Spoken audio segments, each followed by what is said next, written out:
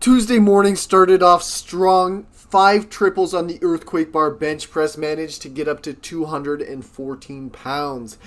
Definitely a lot of wobbling going on here. There's a lot of plates on the bar, and those triples, although not a lot of time under tension, were quite a bit more challenging than I expected. Supinated pulldowns, still rolling that same strategy that I have been. It's working well. It's proving effective. Lightweight, high reps, tapering the rep range down as I increase the load over 6 working sets. Managed to get past the 140 pound mark on those pull downs, which is encouraging. My strength is returning. Some barbell front raises here, getting a solid pump in the front delts, adding those micro progressions on and just continuing to push this variation forward. One thing that's worth noting is that some pretty strong benchers throughout history have had a significant barbell front raise.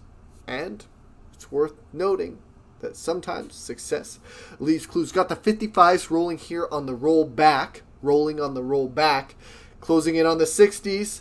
Definitely feeling strong here, although unfortunately not clearing those incredibly high rep ranges that George Halbert was able to do.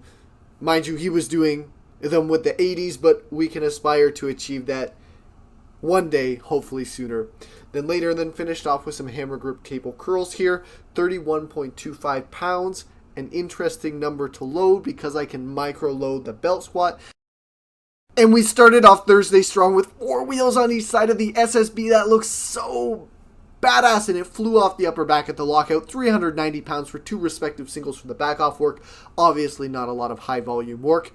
That's some high intensity work, at least relative to my own individual physical capacity, and that 4-plate milestone on the SSB was well worth it. Running some linear progressions here still on the step-ups, increasing the weight week over week, decreasing the reps, ensuring that fatigue isn't setting in, but developing confidence with stepping up to that height with an increased load on the back. Eventually it'll be fatiguing as I manage the volume and intensity accordingly, but right now it's more just getting used to that movement under heavy load, or what is currently somewhat heavy considering I've never done it. Some Romanian deadlifts with 237.5 pounds for sets of 6 respectively, before finishing off this lower body training session with some single arm frame holds to rebuild that missing grip strength.